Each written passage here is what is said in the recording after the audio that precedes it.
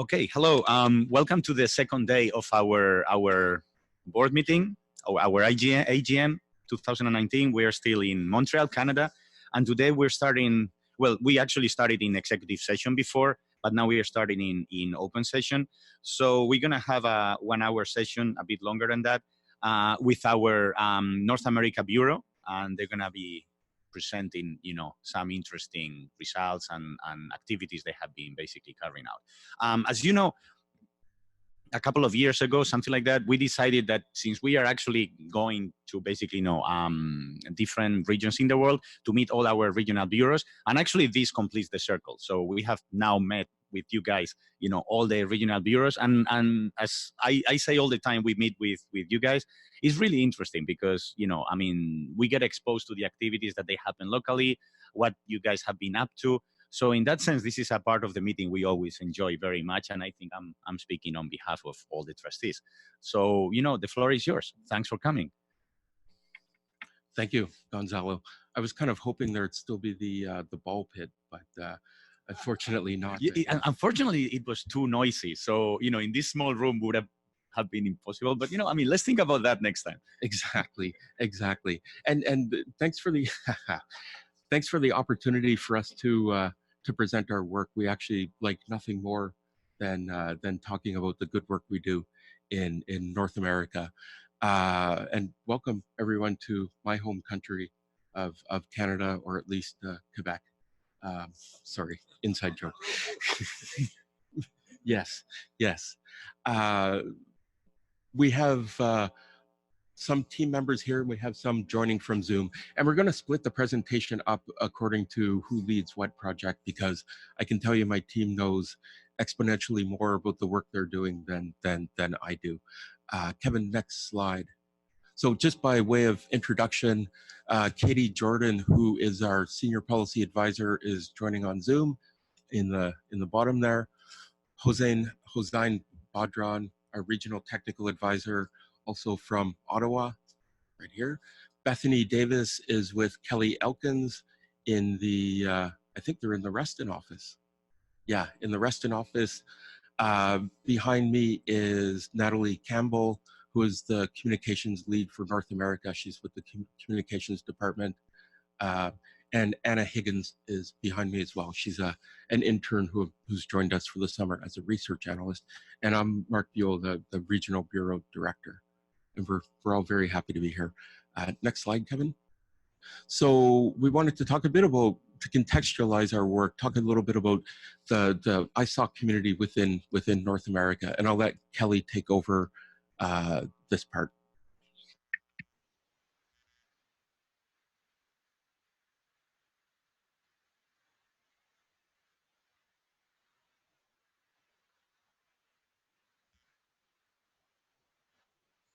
Technical difficulties. Kelly, can you hear us? Kelly, you're muted. Yeah, you guys are muted. Okay, we can't unmute. That's a problem indeed. There you are. Oh, well, now it's working. Thank you so much for that, and thank you for inviting us to speak to everyone today. It's great. We're so happy to. Again, I'm Kelly Elkins, and I have been working in the North America chapter for about 1.5 years now.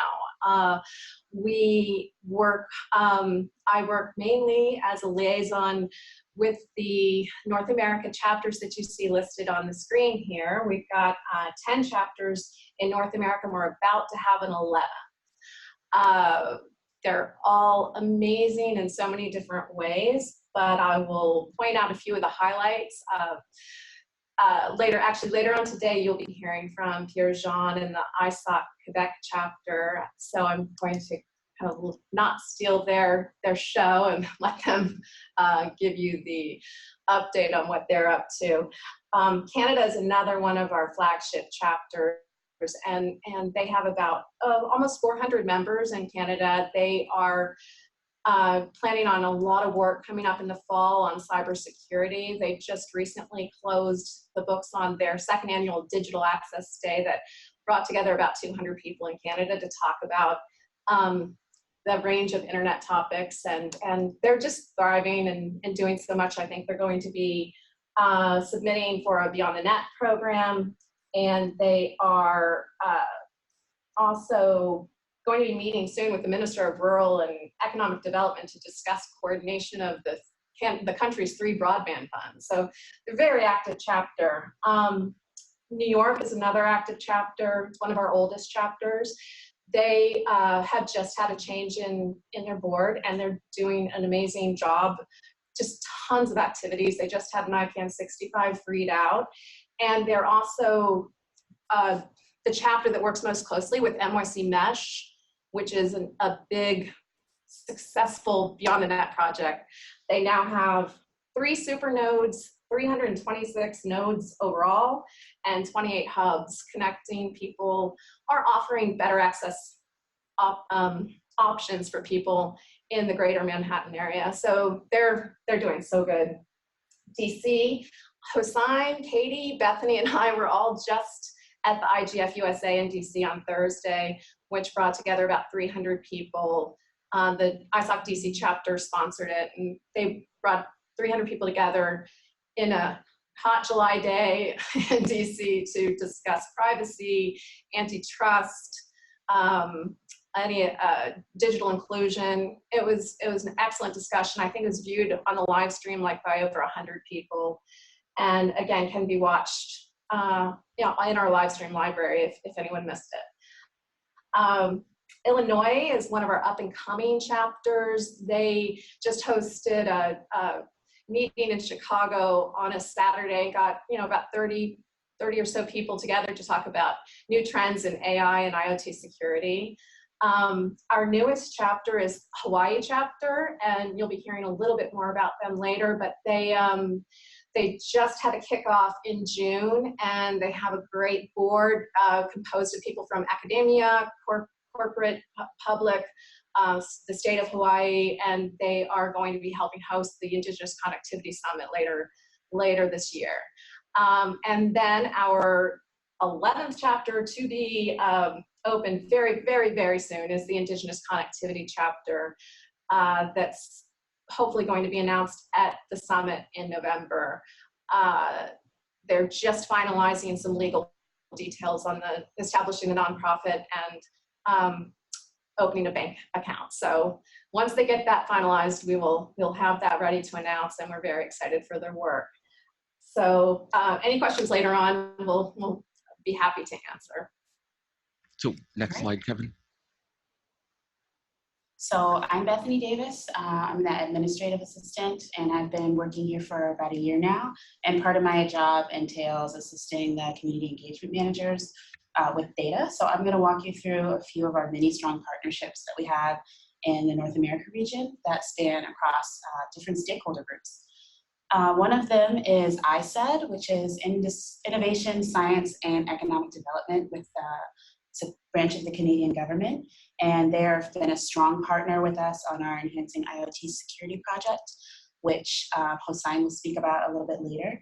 And they've also been a global partner as far as our policy platform with IoT security, and they're one of our strongest partners in the coalition, and they've connected us to many other global organizations, and they're working closely with NIST and NTIA in the US to adopt some of the Canadian recommendations around IoT security.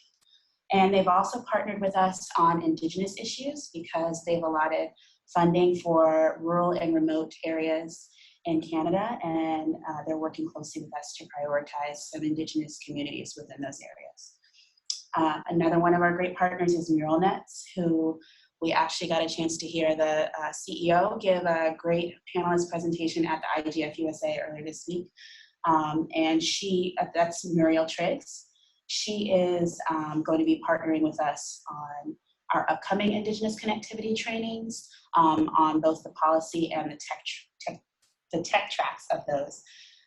And she also works closely with us on US access issues.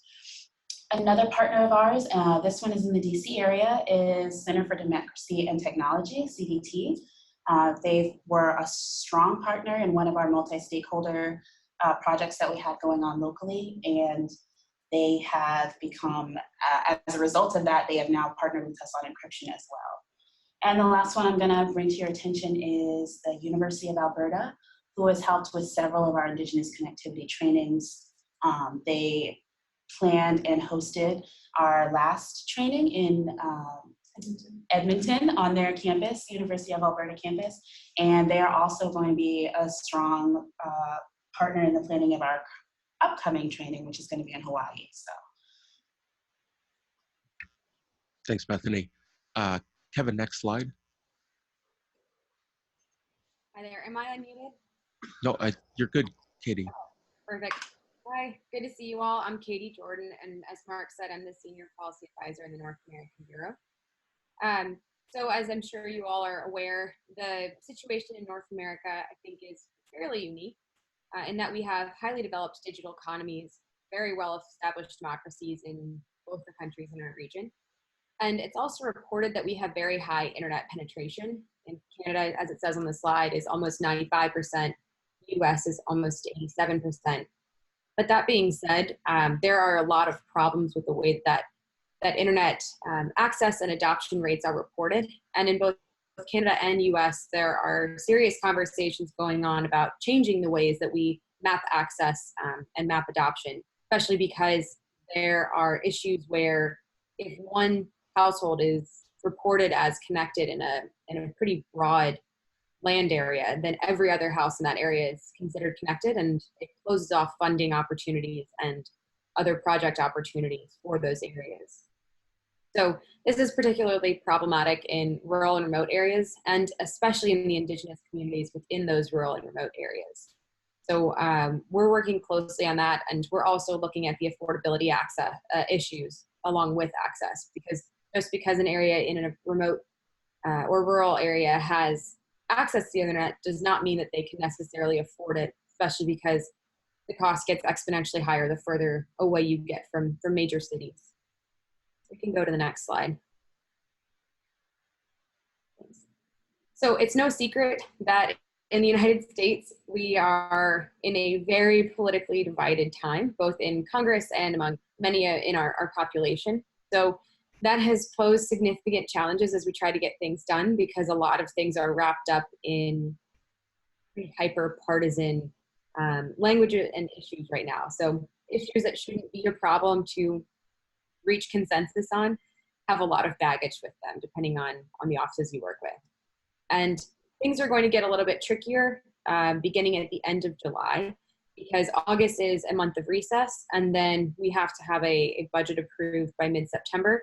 And as I'm sure many of you remember, the last time we tried to pass a budget in the United States, it caused some very big problems for us and really put everything on hold for months at a time. So with the August recess, followed immediately by a September budget that will likely get pushed even further back, it's going to be very challenging to get anything done at a congressional level beyond the end of July. And that has a lot of both positives and negatives for us. It means that bad laws probably won't be passed, but opportunities for really good laws, especially there are a lot of bills out right now on access, might be a lot more challenging to complete before the next presidential election. Because once we move into January of 2020, if an issue is not directly related to a presidential campaign, it's very unlikely to get attention in Congress. And again, especially with things as divided as they are right now. And with that election on the horizon, there's a lot of issues, some of which we heard during the 2016 election, and some of which are more emerging issues that will probably get a lot of attention in 2020. That's everything from fake news to censorship and antitrust. And actually, we already have several candidates on both sides of the political aisle who have called for either a breakup of tech or at least an investigation into big tech and the implications of a consolidated marketplace.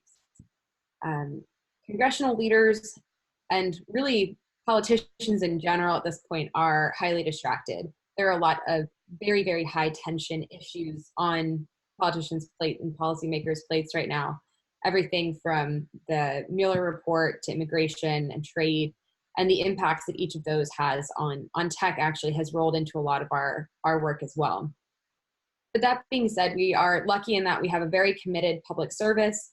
Civil society is really strong in our region, particularly in North America or in the United States. And they're focusing on a lot of different issues right now, some of which we plan to and have been partnering on with them, some of which we are kind of watching from the sidelines and being supportive where we can.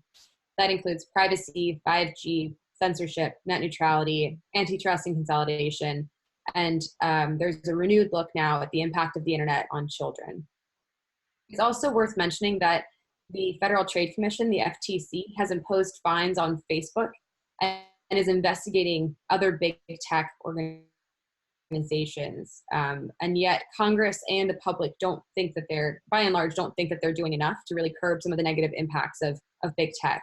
And actually just this past week, it was announced that both the FTC and the Justice Department are opening antitrust investigations into both Facebook and other big tech. So it's something that we're keeping a very close eye on. It's uncertain yet what will come of this, but especially because so many presidential candidates are beginning to focus on antitrust, it's something we're going to watch very closely. You can go to the next slide if you don't mind. Hannah? Hi, my name is Anna Higgins. I'm an intern with the North America Bureau. So Katie and I have met with a few congressional offices about access issues, and this is something that people are increasingly paying more attention to. They're holding more hearings, they're looking for more information about how we can better access in the US. So we're seeing a lot of legislation that aim to expand funding. They want to implement Dig Once and One Touch Make Ready, or Climb Once, as a lot of offices are calling it, policies. They're trying to establish offices in the NTIA and FCC that are specifically dedicated to access issues. Another big issue that Katie talked about earlier was that the maps are super inaccurate. To give you an idea of how inaccurate they are, Microsoft has estimated that almost 163 million Americans are lacking access to broadband, whereas the FCC estimates that that number is 25 million. That's about 6.5 more Americans lacking access to broadband, according to Microsoft, compared to our government's estimates. So Congress is holding more hearings, and they're asking more questions about spectrum as well. That's something that we've heard from a lot of offices, is that they want more kind of clear information about what is spectrum and what does that mean. The FCC has held and is continuing to hold more auctions that are going to take unused or little used bands of spectrum that have been reserved for public use, or buying back bands of spectrum and then selling them back to companies and networks. A lot of times they talk about doing these auctions to make way for 5G policies, but we're also hoping that with these kinds of policies with spectrum, they'll create carve-outs that will help particularly community networks and tribal areas. Thanks. Next slide. Katie, did you want to do the political environment? Sure. So in Canada, it's very worth noting that it's also an election year, and the current government, which is headed by Trudeau, may be in some trouble. It's unclear yet how this would impact our work, but we are hopeful that many of our existing partners would continue to work in their departments regardless of what happens. However, because of the election coming up and because of specific lobbying rules in Canada, most of the work that has been done on the policy side that so far this year is kind of on hold until the election is over. Federally funded and led projects are especially on hold because the government just can't do a lot leading up to this transition period. So that actually gives us a good opportunity to start building further coalitions and partnerships and getting ready for the issues that we see will be coming up in 2020. We're very lucky that the current government is very committed to the multi-stakeholder model and to global collaboration. And as Bethany was talking about earlier, one of our partners, ISED, actually has participated really closely on both multi-stakeholder processes that we've run and then expanded on that work and gone out and begun including additional partners and stakeholder groups in the work that it's doing. So we're really excited about that, and we're very hopeful, again, that even if the government does have a significant shift, many of our partners will remain in their specific positions. We're also lucky in Canada that access has become a key priority for the federal government. They've committed both funds and support to access work, and this access work tends to target rural and remote areas, but we've been working very closely with them to ensure that Indigenous populations are particularly prioritized and consulted in those rural and remote areas. because it's our belief, and I think many in the room's belief, that if you begin with the hardest to reach areas and you work out from there, you're much more likely to be successful at actually getting access to everyone everywhere. Similarly to the US, tech has dominated a lot of the kind of conversations around the election, especially in Canada around election interference. But also, you know, you can hear conversations about access, digital literacy, security. IXPs is our big one because there's a renewed push within Canada to route more traffic through Canada as opposed to routing it through the US and back into Canada. Privacy is a big one. And then they're also reviewing the Telecommunication and Broadcasting Act. So we're paying close attention to that and hoping to be as helpful as we can with those. Thanks. Next slide, Kevin.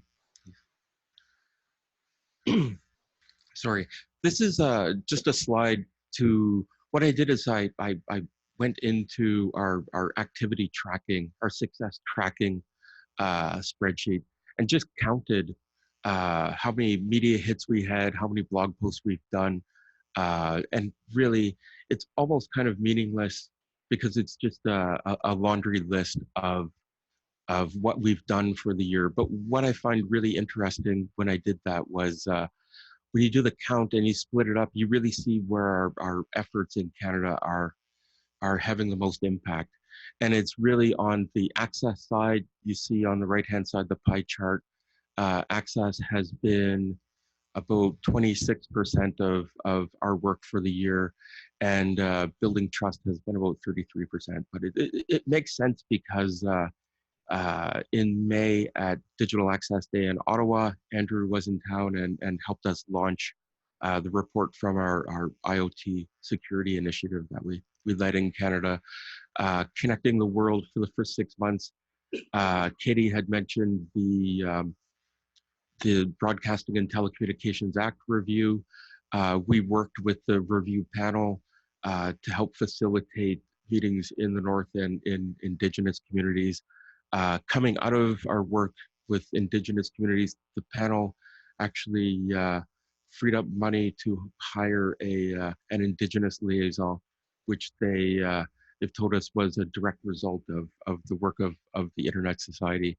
I think this will flip a bit. The second half of the year, we're building towards the third Indigenous Connectivity Summit, which will be held November 12th to 15th in Hilo, Hawaii. Put it in your calendars now. That's going to be a huge lift for us for the rest of the year, but it's well worth it. It's a great event, and we'll talk a little bit more about that in a little bit. Next slide, Kevin. So connecting the world, Katie talked a lot about access, as did Anna. Generally, people look at access issues as sort of a global South versus the North issue. But in North America, there are a significant number of people who aren't online or who have sub-quality access, and it's Indigenous communities and Arctic communities that are for the most part affected. So I guess you could say it is a North-South issue: Southern Canada, Southern U.S. versus the Arctic. So a lot of our work this year has been focused on connecting Arctic communities. We held the last Indigenous Connectivity Summit in Inuvik in the Northwest Territories, which is 200 kilometers north of the Arctic Circle.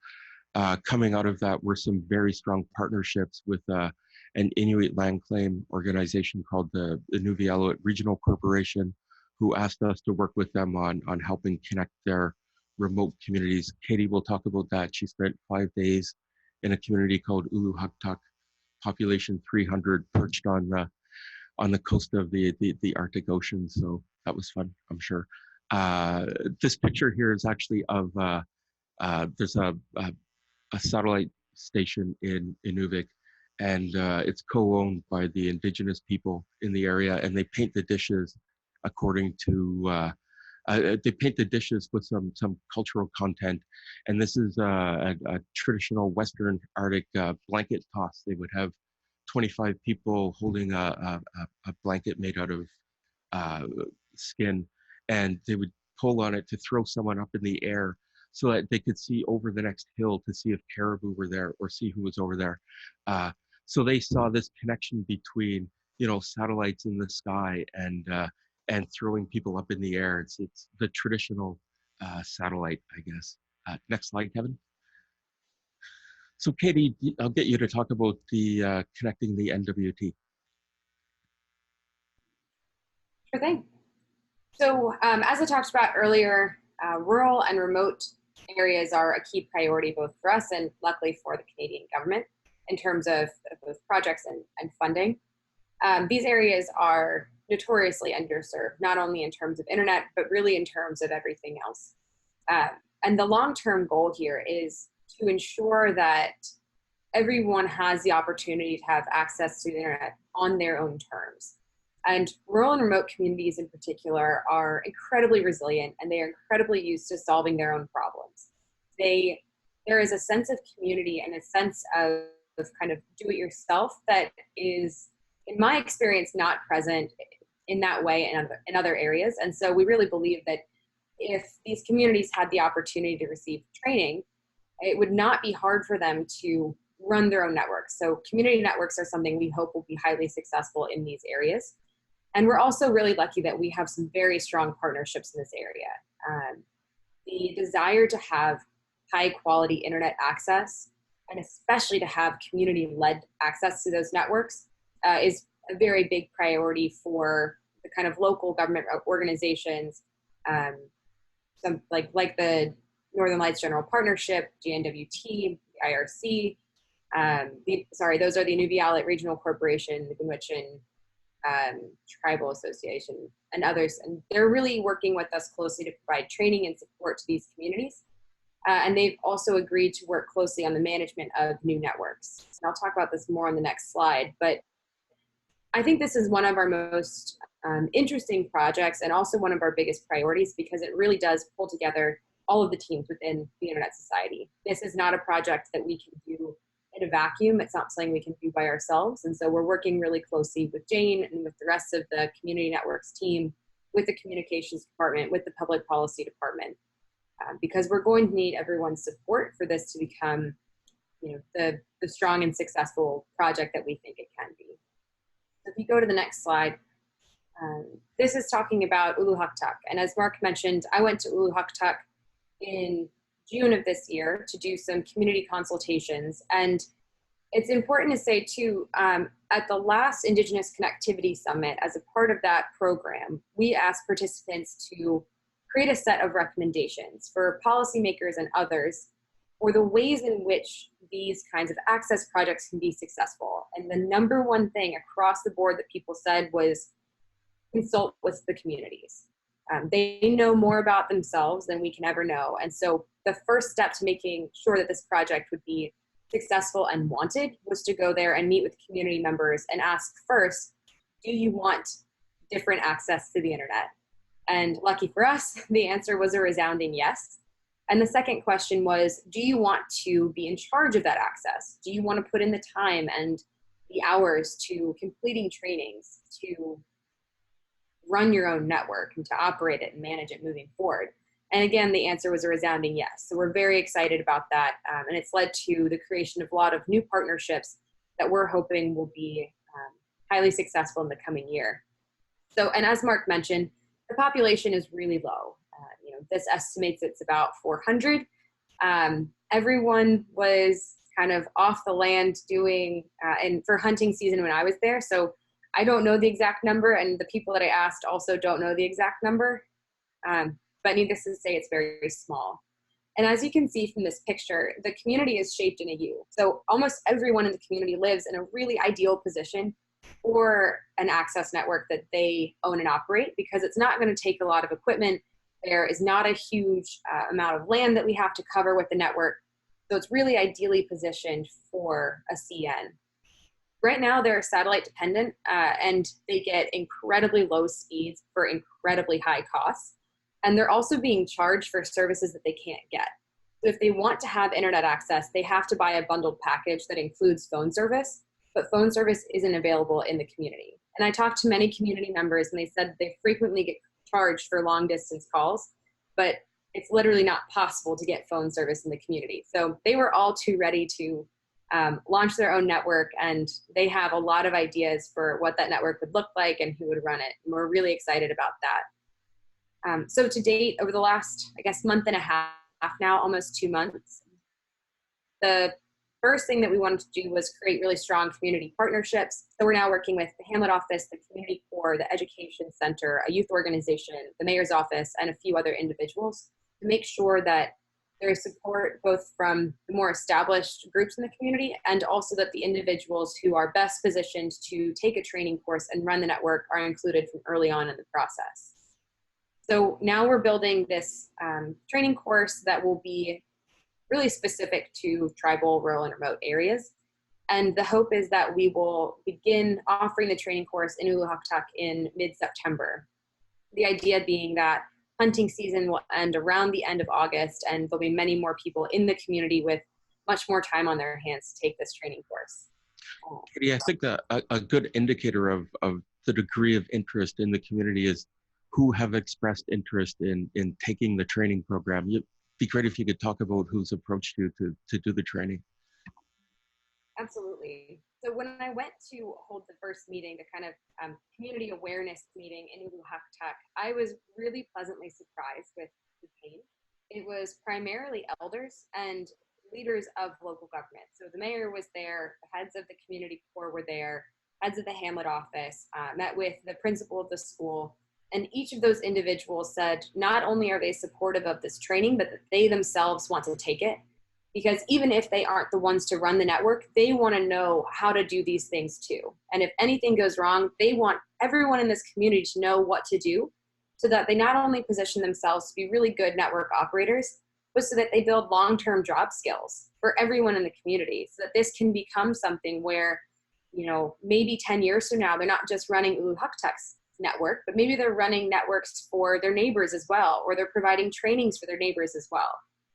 So I was really excited to see that this was a project that the community saw as something worth investing a considerable amount of time in from the lens of so many different high-level organizations and local government run initiatives. So that was fantastic. And I've also been really excited because across the board, the community wants this to happen as soon as possible. We found out just this week, actually, that the Hamlet office is going to run a survey of the community starting this upcoming week. And they're going to ask who has access to the internet right now and who would be willing to switch to a community-run network. So I'm very pleased we're going to have access to high-quality data right away so that by the time this network is deployed, they already have a list of people who are willing to sign up for it.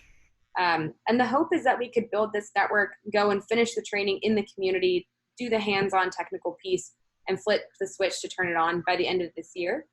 But with winter weather, it's kind of a TBD right now, and it'll also be a little bit dependent on what the community thinks is feasible. So even though right now I'm hearing people want it by the end of 2019, if we do this training and they say, wait a minute, we need to train 10 more people before we can launch it, then we'll launch in early 2020. And just so you know, in these communities, these are very remote, and they're fly-in only. There's no roads. The nearest communities are really far away, and the shipping season is really short. There's this picture here is in June, and it's still frozen. Right? There's no barges going in with supplies. There's about a 6-week window every year where you can get some supplies in, and the plane that flies in, as Katie can attest, is really small, like really, really, really small, like 9 people. Yeah, 9 people if you're lucky. It was a unique experience for me, one I'm very excited about. And I should mention also, I don't know if you can see it very clearly in this photo. It shows up for me, but only because I've got a big screen here. But at the very bottom of that U shape, there's a building up on the hill. It's a little bit longer than the others, and that's the education center. And that's actually the building where we hope to put the equipment because it's right next to their diesel generated electric grid. And it also is really high up. So if we were to put an antenna or a satellite on that, it would have pretty easy access to all the other buildings in this U shape, which is fantastic. Next slide, Kevin. So while I was in Uluhaktak, several of our colleagues and partners were in the Satu region meeting with other communities.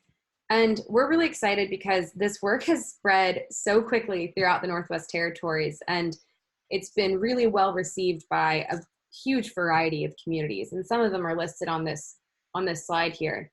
But our colleagues and partners held community workshops with high-level either community leaders or local government leaders from each of these communities in June. And the focus was really on building relationships and providing information about what these kind of networks are. We targeted Uluhaptak originally because the community approached the IRC and was really excited to start implementing this work and really was calling for help in launching their own community network. And it's our hope that these other communities would get to that point as well. So at this point, we're offering as much information as we can. And after we've piloted the training program in Uluhaptak, we'll also offer it to these communities in the hopes that they'll take the training course and we can help them launch their own community networks as well. Because again, the Northwest Territories is really well positioned for this work. They are very used to solving their problems. They just need some help with the training, and that's something that we think the Internet Society does very well. Next slide. So as I said, the next Indigenous Connectivity Summit will be in Hilo, Hawaii in November. We've partnered with a number of organizations, the University of Alberta, when Bethany's already spoken about, but we have a number of on-the-ground partners, including the chapter and Indigenous organizations. The summit's really become a premier event in North America for connecting Indigenous communities. Next slide, Kevin. So one of the unique things about the summit is that we hold a 2-day conference-like event, and then we have 2 days of training for participants at the summit, for people who want to deploy and operate a community network. We were approached by a community called Pu'uhonua o Wamanalo in Hawaii. It has a population of about 80. The population is about 80 people. It's all Indigenous. They currently have no internet access whatsoever. So for the training program for this year's Indigenous Connectivity Summit, we'll actually be in the community deploying a network. We'll do the hands-on on the ground and hopefully be able to actually flip a switch and have the community connected to basically what will amount to a community Wi-Fi project. Fascinating community. Next slide. In terms of other access work, we're working on a short paper on what are the economic impacts of community networks on Indigenous communities. So things like how does better internet access affect high school graduation rates, health, economic status, those kinds of things. I spoke already about our work with the Canadian Telecommunications Act Review Panel. We're currently working on a feasibility study for internet exchange points in Arctic satellite-dependent communities. We're working with a number of communities in Nunavut, which is a northern territory in Canada, on that. We're providing some support for a few IXPs across Canada right now, one in Ottawa. We're about to deploy one in Nunavut, one in Iqaluit, and we're working with one in British Columbia, trying to get them up to speed on manners as well. And we continue to work with our government partners on both sides of the border to influence policy decisions related to community networks. Next slide. So in terms of successes to date, through a lot of work and a lot of meetings that we've done, the Government of Canada recently committed to publicly funding community networks. The CRTC, our regulator, they have something called the Broadband Fund, $750 million available for communities to connect. We work closely with them to ensure that the criteria was merit-based and not reverse auction. We were successful with that. And their Broadband Fund application guide explicitly references 5 of the recommendations from the last Indigenous Connectivity Summit. They did a cut and paste, which was amazing. Always a good thing. And then the Arctic Council, which is a body that represents the 8 Arctic nations from around the world, released their report on connectivity, on how to improve connectivity in the Arctic. And it adopted, I think, 4 recommendations verbatim from the Indigenous Connectivity Summit as well. The next bullet's about the Telco Act review panel. We recommended that they do a tour of the Arctic, and they actually committed to it and did it. And they've since hired an Indigenous advisor to work with them. Next slide, Kevin. Just some of the media we've been getting around access related issues. Next slide. Now I'll turn it over to Hossein, who will talk about our Enhancing IoT Security project, which he and Andrew were both participants in.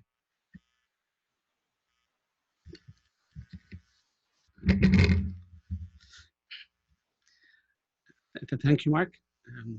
It's a great pleasure to be here. It's a privilege to be presenting to you, especially among some familiar faces. I'm a recent addition to the ISOC North American Bureau, just joined 1 month ago.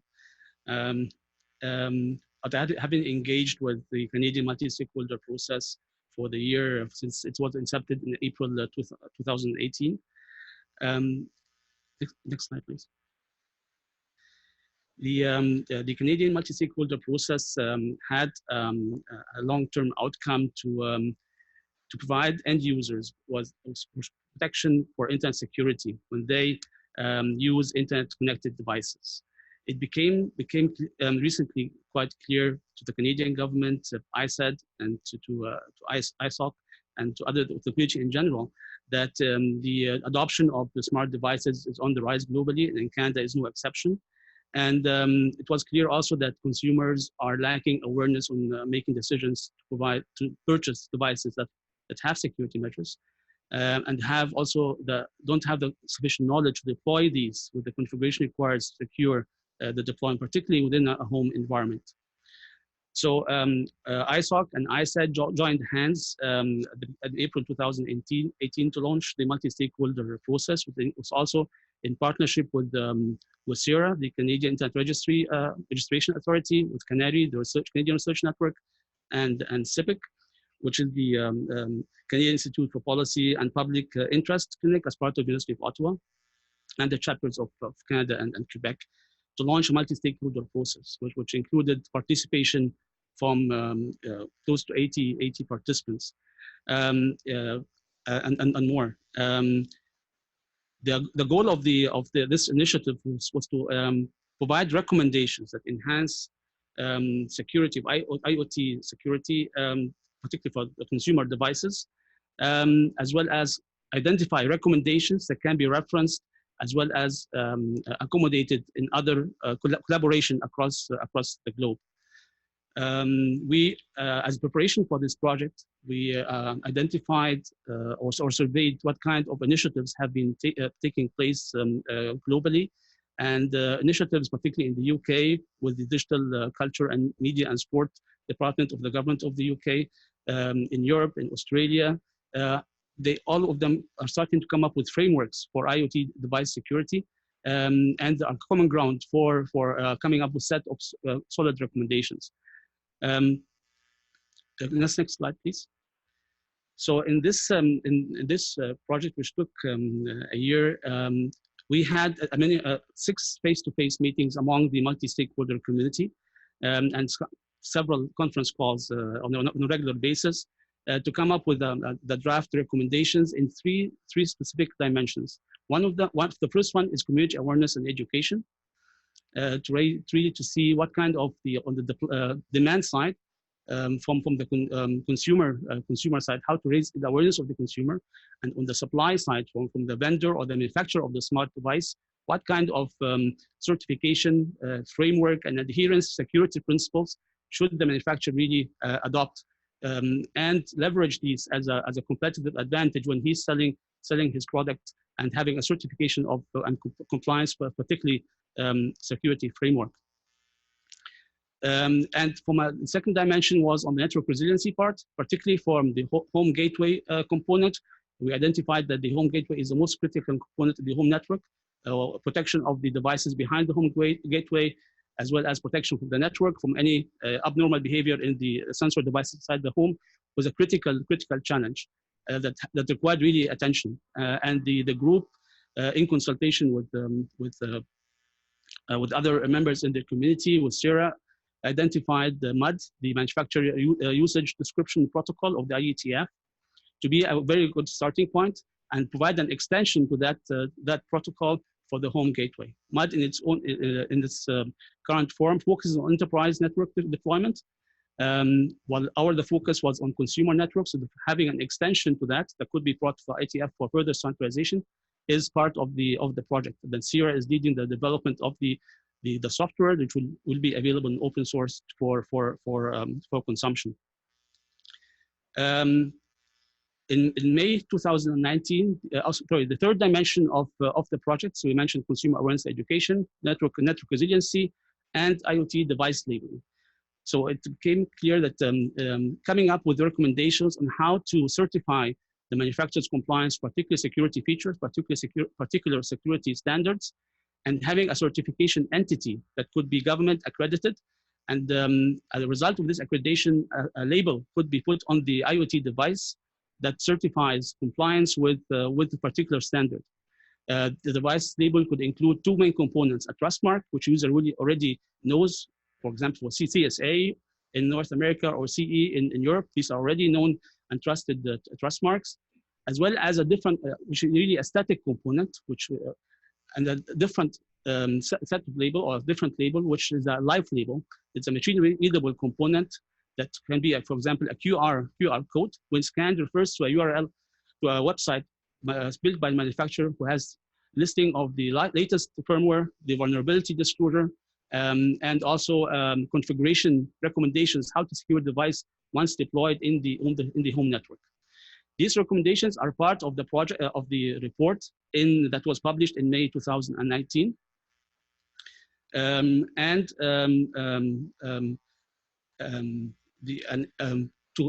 see how these implementations will be implemented, an implementation working group was formed from the members of the community in these three subgroups to see how these recommendations will be actually deployed. As a first step, we asked the community to prioritize the recommendations to 3 per subgroup, so that we can identify what are the highest priorities issues that need to be tackled moving forward the implementation process. As a second item is to identify media campaigns to really propagate the message of how consumers should be aware and raise their awareness on the time of purchasing as well as time of deployment of IoT devices. And these recommendations, as I mentioned, are part of the report. A second direction in the global engagement of this initiative. As I mentioned, there were similar initiatives happening in Europe, in the UK, in the US, and Australia. IoT security platform was established, which is really a collaboration among interested parties and like-minded entities across the globe. And we have participation as well from the Dutch government, from NIST in Japan, that are really looking at aspects of IoT security recommendations and trying to identify a benchmark from these identified frameworks, where all these concerned parties can agree would be a good starting point for a benchmark that all parties can agree upon. It is worth mentioning that we also participated in a regulatory framework consultation process that DCMS has recently published at the beginning of May, to try to come up with a regulatory framework that will make labels voluntary at the beginning as well as mandatory in about a year time frame. And they asked the community, particularly in the UK, but also with international participation, to give their feedback on the regulatory framework. And the IoT Security KDA Multi-Squad Initiative provided feedback on the UK regulatory framework consultation. In terms of next steps, we look into the implementation and promotion of our recommendations, the recommendations that came in the report. that is linked, of course, for the collateral development, as well as Canadian government has recently released funding for the support of media campaigns for the initial phase of awareness raising among the Canadian consumer for IoT adoption. At the same time, in terms of next steps, a paper was published in the Digital Government Society conference that took place in Dubai, a part of the ACM publication on IoT security and consumer trust framework, the Canadian framework that we have worked on, as well as the other frameworks that were coming from the UK and from the US and from Europe, and it has received quite good reviews. It is also worth mentioning that before publishing our report, we received written reviews from DCMS, from NIST, as well as from the ISED and OTA about the content of the report, and try to normalize what we are actually recommending. An important component of the continuation of this work is to try to standardize our recommendations, and there is effort to standardize the labeling framework or a version of it in the CSA T200 standardization process between US and Canada, and then within the ISO framework, within the 2700 family of ISO standards. And this is a ongoing process. Thank you. Next slide, Kevin, please. Katie, I'll get you to speak to the other building trust initiative. Sure thing. I'll go pretty quickly on these. I'm happy to talk more about any of them of interest during the Q&A part. On privacy, this was a big focus for us early in Q1 when it seemed like it was likely that we could pass something in the United States. That being said, it's now Q3 and we are still waiting for this outcoming collaborative bill. But we are really lucky in that we created, during that time when we thought the bill was pretty imminent, we created this, what you can see on the side here, 10 Goals for Good Privacy Protection Law. And that was actually picked up by a congressional office. And when they produced a bill, which is still in its draft stage, they actually used 7 of our 10 recommendations and asked us to provide expert feedback on the bill itself. So we're really thrilled that 7 of those goals has already been included, and we're hopeful that the additional 3 will be included before the bill is actually introduced. On encryption, this is unfortunately something that we think we'll have to spend a lot of time on at the end of this year and throughout next year and the foreseeable future. But we thought that this might be something we'd be spending a lot of time on. So since early this year, we've focused really closely in both the US and Canada on building strong partnerships and have actually joined a really strong coalition in the United States that includes academics and civil society and many other stakeholder groups that is focused on ensuring that across the world, but especially in North America, our focus, we are guaranteed strong encryption for all devices and platforms. So we'll keep you posted on how that goes.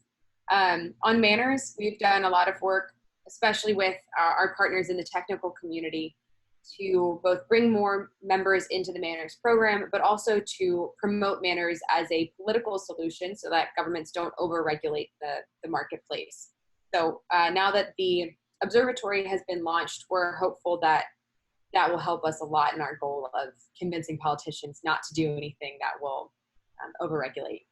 And then on the IoT campaign, as Hossein just talked about, we've had a lot of successes there that we're thrilled with. And it's now led to the creation of this global network of both government organizations and government agencies and global organizations. And actually another piece of that we're very excited about is that as a result of the Canadian work, there are several other governments that are now launching their own multi-stakeholder processes and working very closely with the Canadian government to do that. So that includes France, Senegal, and Uruguay right now, all of which have launched their processes and are hoping to create their recommendations in line with the Canadian recommendations by the end of the year. Next slide. Other priorities, Katie.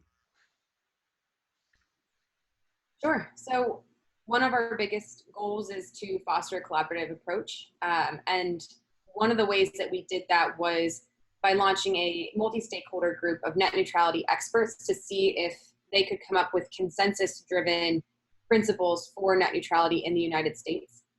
Ultimately, these experts were able to do that, and we're very pleased with them. It is certainly not the last that we will hear of net neutrality, but we were really pleased that experts could come together and find common ground on high-level principles. And as a result, actually, we've continued building some very strong partnerships from participants of that group.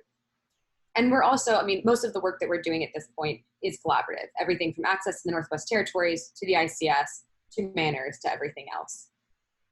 We're also working really closely with our community. Our chapters have been a critical partner in all of our work, and we're thrilled with the 2 new chapters that are going to be launched this year.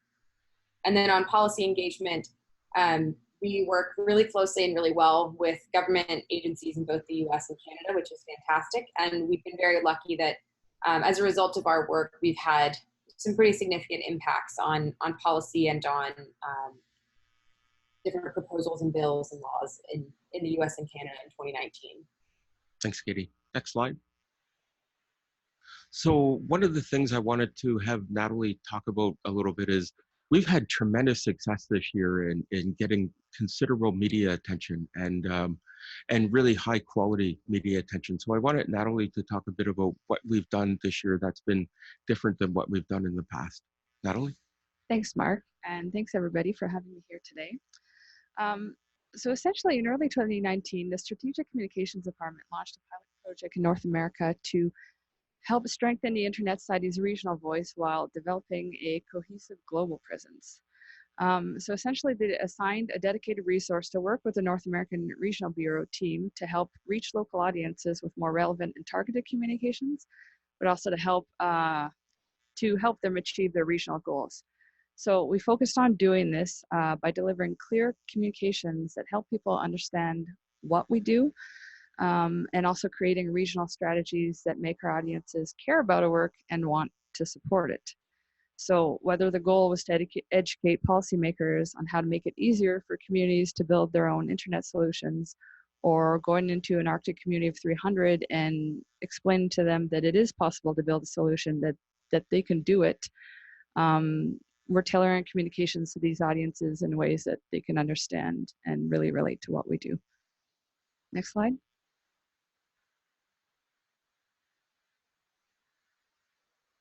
Perfect.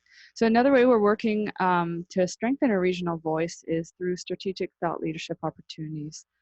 And as you know, part of communicating with a stronger voice is knowing how to listen. And some of my colleagues have talked to some of the consultation efforts that we have done to listen better to our communities.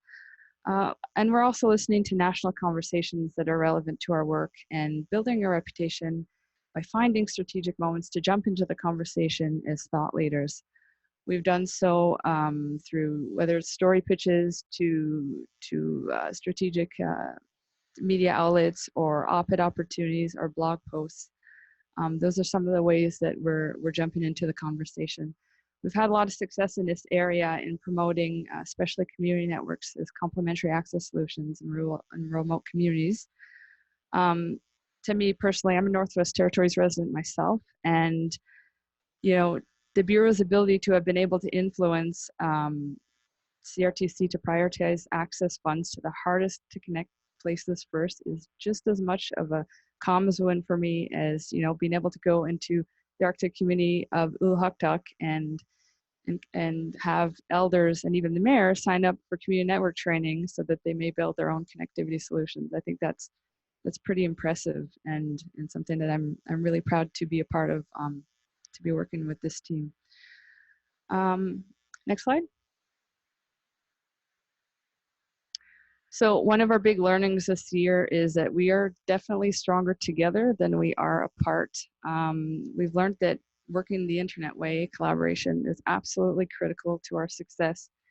And that's as much true within our Bureau. So working together with the comms, policy, and community engagement and other departments. And it's just as true as working with our communities on the front lines of the internet. that is our members, chapters, and partners, and also influencers who care about and want to help us support our work. So I would say that a lot of our successes that my colleagues have talked about today around access, privacy, IoT security, they were bolstered by multi-channel campaigns in which our community played a huge role in helping us speak with a louder voice to the right people to help us achieve and even surpass our goals. That's absolutely critical to our success, I think, and definitely going forward, something that we're working into our strategies to carry out our efforts throughout the rest of the year, especially in terms of access. Thank you. Next slide, Kevin. That's it. Any questions? I know we went a little bit long, but we're here around lunch too, so we can answer your questions. No, I mean, not a problem at all. I mean, we started a bit later, so that's completely okay. And yesterday we were actually taking care of a few of the agenda points we have in the afternoon, so we are okay, and we have flexibility with lunch. So thanks a lot. I mean, this was a very comprehensive presentation on all your activities. I mean, we are very happy to see that you guys are collaborating not only externally, but also internally with other parts of ISOC, which is, you know, one of the things we always encourage, you know, different teams to do. So that's really great. And as usual, I mean, I'm really happy to have seen now all the basically regional bureaus, you know, present to the board. And so we have a really much better understanding of what's going on in the trenches, so to speak, as opposed to, you know, I mean, we are quite familiar with the strategic direction and everything, but, you know, how to, you know, that kind of direction crystallizes, you know, it's really nice to see, you know, basically where the rubber hits the road, you know, which is, you know, what you guys are doing, and we highly appreciate that. So I'm sure we have a few questions, because I see some trustees already signaling something to me. So I think Walid is first. First of all, really congratulations. This is a remarkable effort, and I'm glad that you're welcoming Hussein, an expert that I've come to know for a long time. So that's a very good asset that you have there. One thing I'd like to refer to, I mean, this is more or less like a deja vu moment for us, since we've been through this in Asia and Africa. And so it looks like ISOC is beginning to build the profile of seeking out really implementing on the ground projects of this sort. But practically speaking, I'm interested, maybe, I'm not sure if you can answer, Andrew.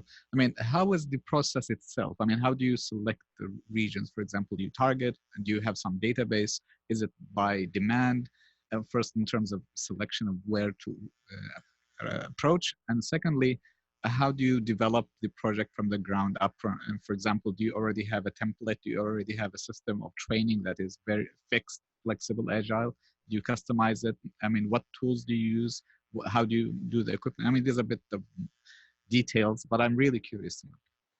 Yeah, that's actually an excellent question. And in a way, this is new to us in North America.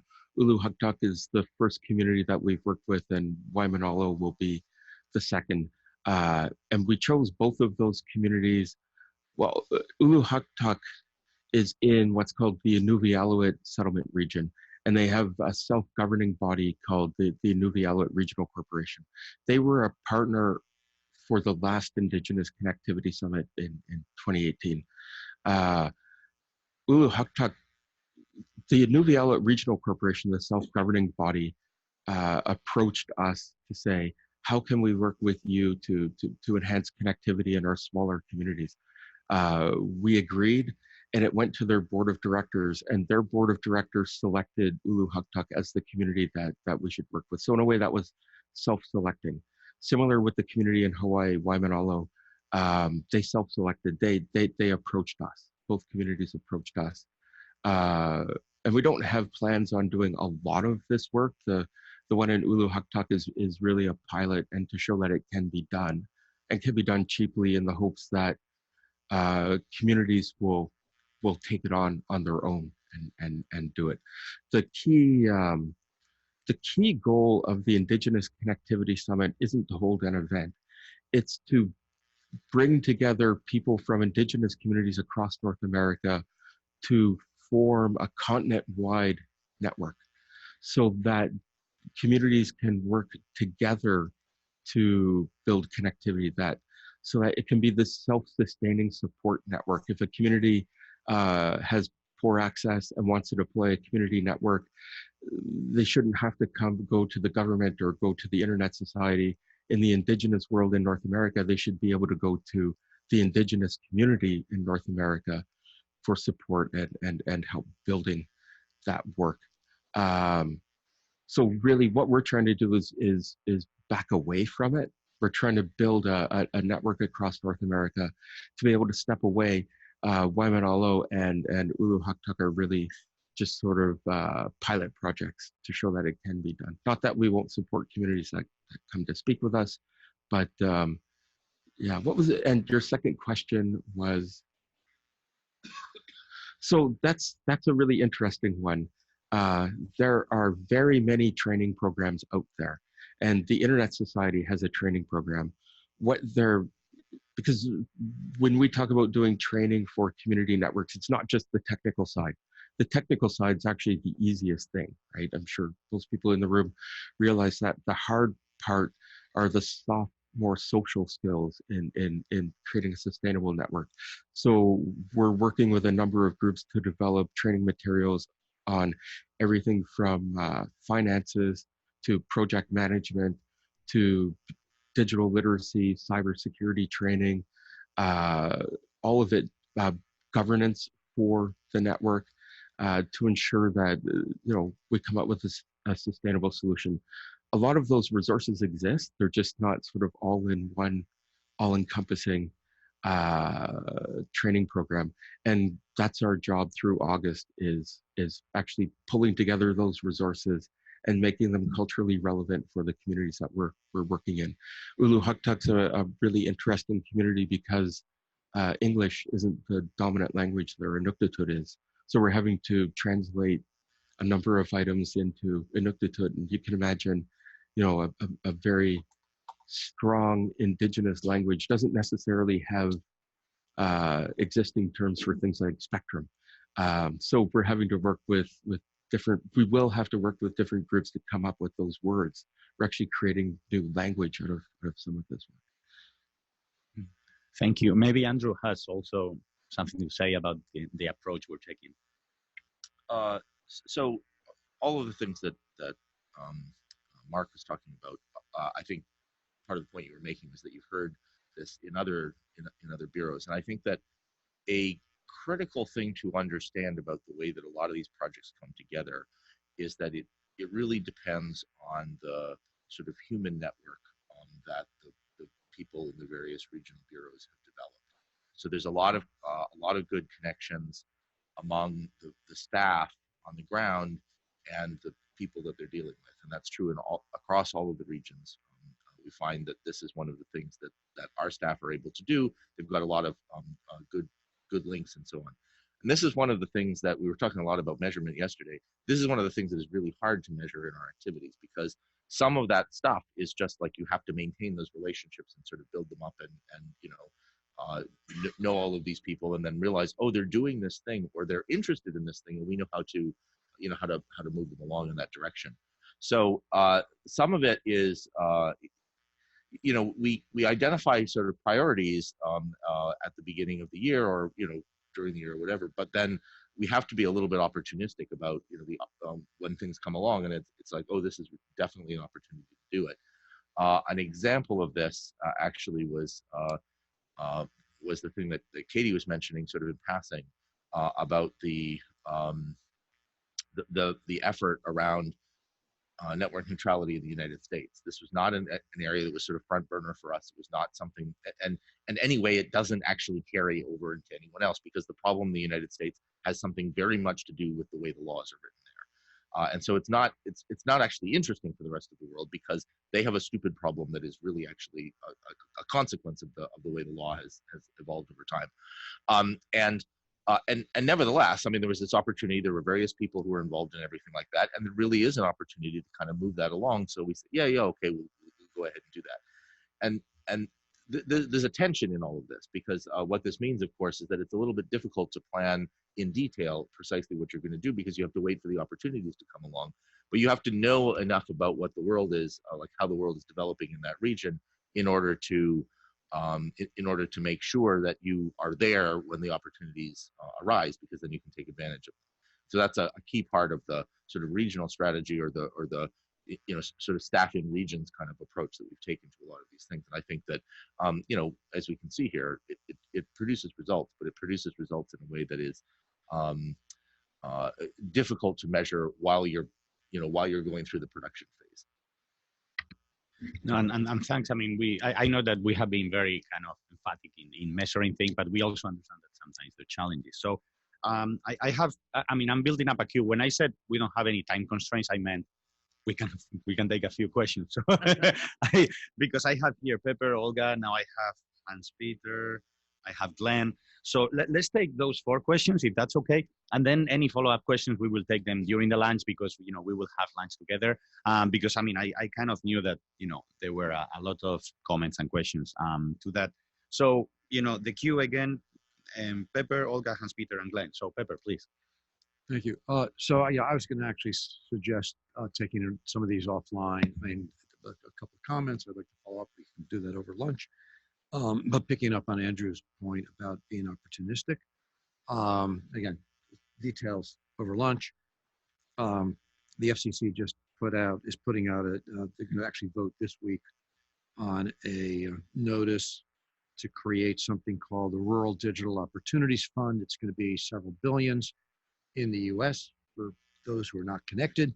And I think that this is, so 2 things. One, again, ISOC does not lobby, but the extent to which where the FCC lands permits not just fixed wired broadband is extremely important, because I think there are real opportunities for our community networks initiatives with real money. That's A. B, we do need to talk about the net neutrality opportunity that was hijacked by the telcos, and that it started out as broad-based, but at the end of the day, most of the people who were listed as being part of that did not participate. And so it was I frankly think that ISOC's name was used in ways that were unfortunate, with that whole process having been hijacked by a couple of the legacy telcos. We'll talk about it at lunch. Okay, thanks, Pepper, and thanks for being concise and brief. Olga, please. Thank you, and congratulations for your fantastic work coming from a region with a lot of very distant locations and rural areas. I would like to tell you that the Argentina chapter managed to install the most southern IXP in the world in South Africa, Argentina. So maybe thanks to a Beyond the Net fund, by the way. So maybe we can put you in contact with them so you can maybe profit from their experience. It's not the same kind of population, but the challenges of such a long distance in the South may be helping your experience. Thank you. Thanks. It'll be interesting because we might be able to do one of the most northerly IXPs in the world. So ISOC will have north and south covered. One follow-up question, because we always, you guys went very quickly over it, or maybe I missed it, but usually when we talk about the regional bureaus, we talk about how we have basically decided what regions they are inside or outside. So I'm assuming that Mexico is actually more kind of the Latin America part of it, right? Yeah, Mexico's in LAC. Yeah, just because I guess cultural. Yeah, cultural language. Yeah, everything. Okay, good. Okay, Hans Peter, please. Just a quick one.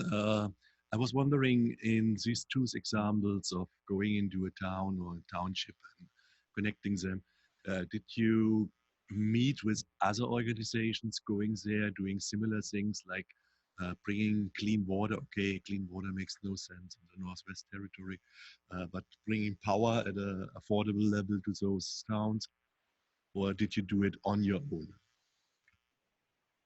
So we worked with the regional self-governing organization in the Northwest Territories.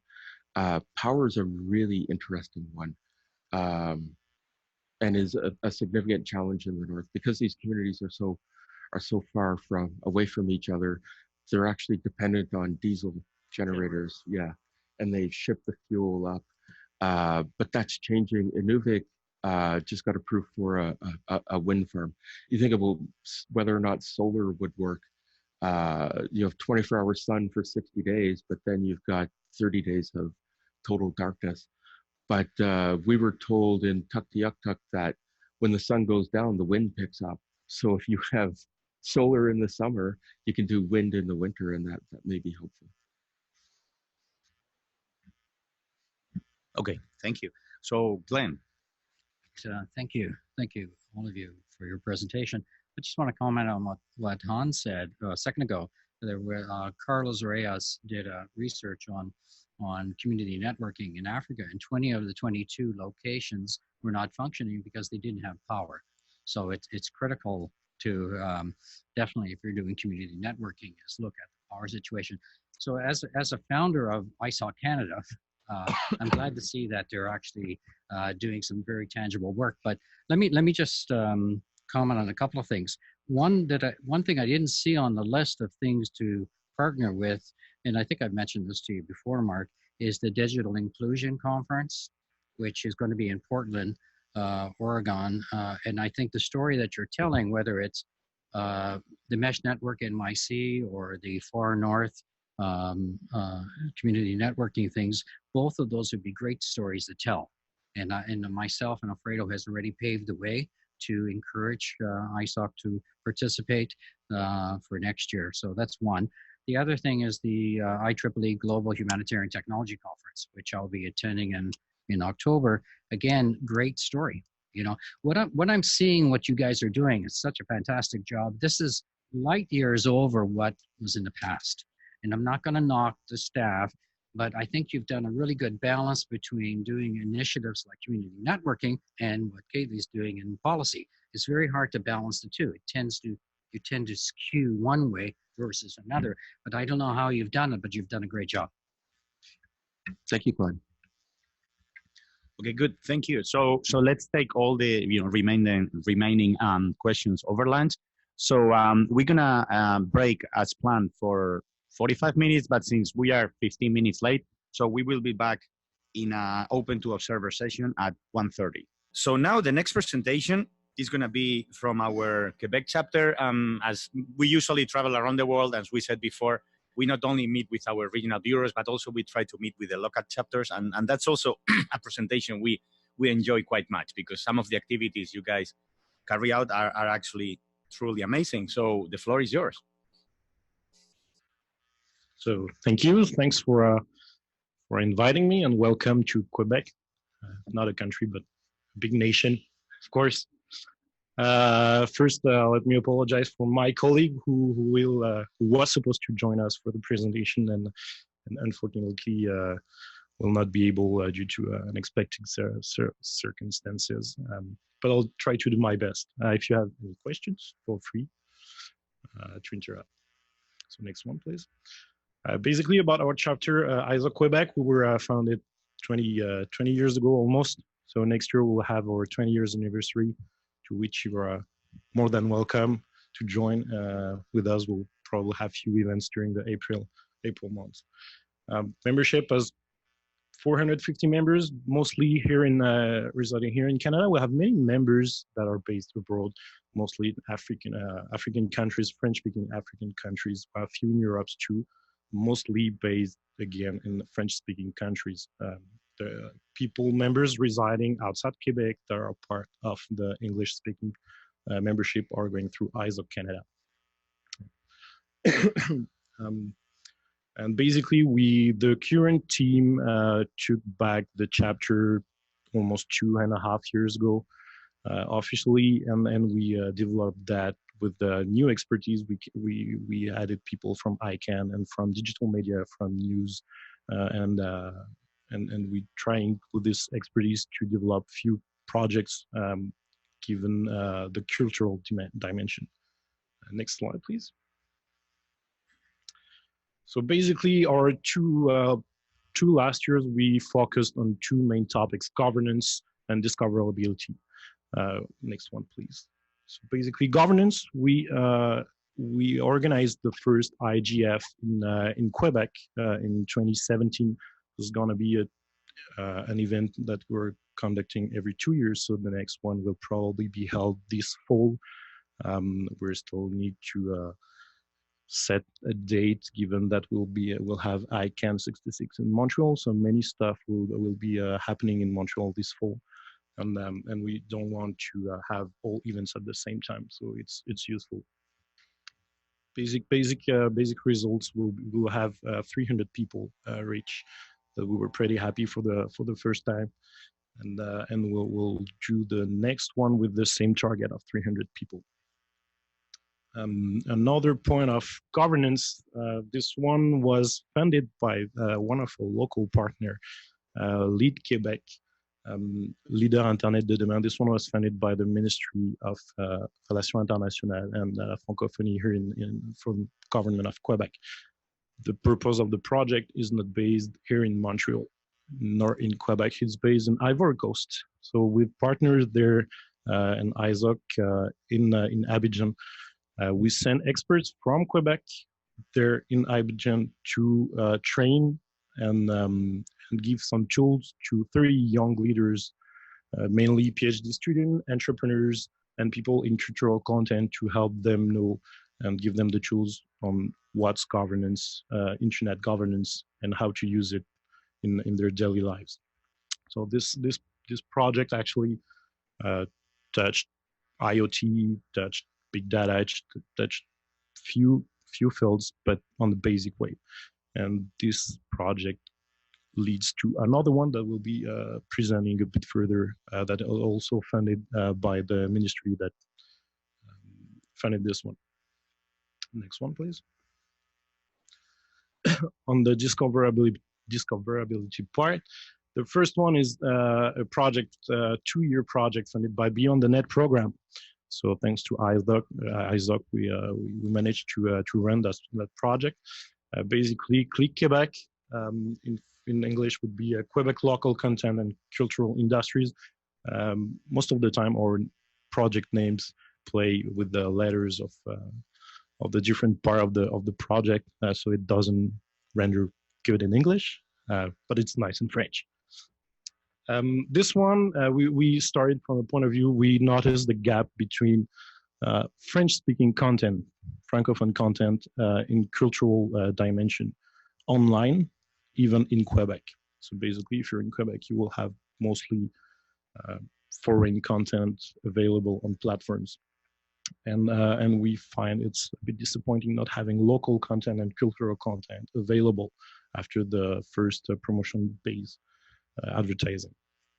So we started from this, and after 2 years, we conducted about 15 or 16 different workshops, collecting data, having a few reports that were submitted. So this helped us to develop a few workshops and training this time to help experts in developing tools or setting up referencing, indexing, promotion campaign on how to make it discoverable.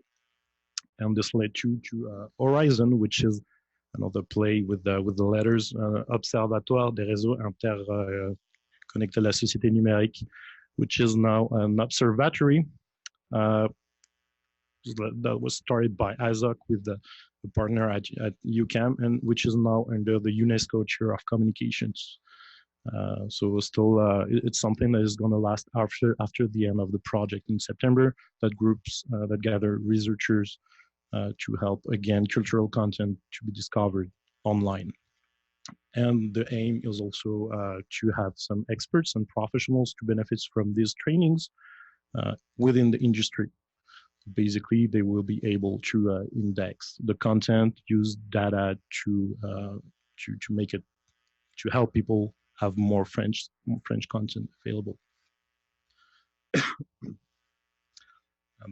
Other project, Défi Québec, which is still based on the Francophone part.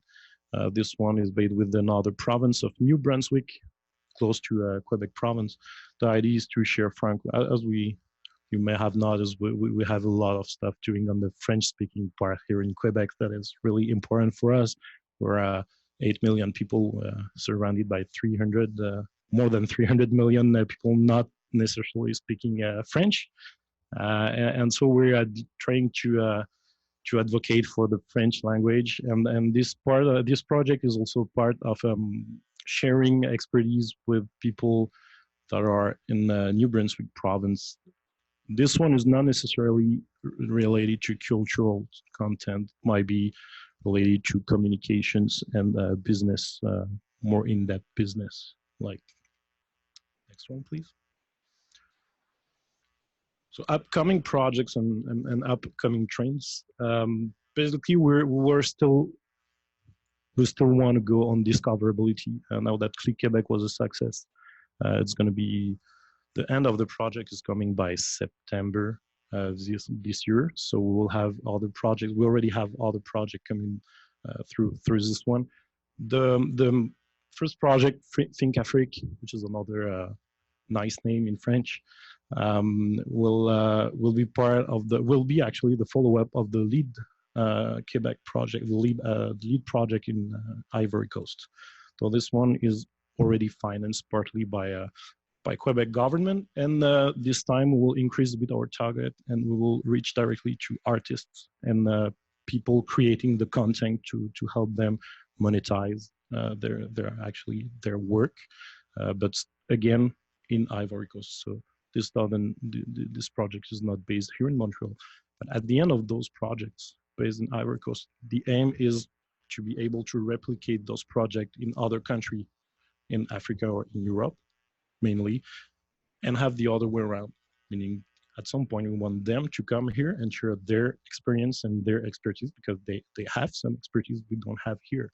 So the aim is to have them back here so they could tell us what's working, what's not working there, and so we can improve and share something and create a network or a collaborative platform of artists and the way they can monetize their work.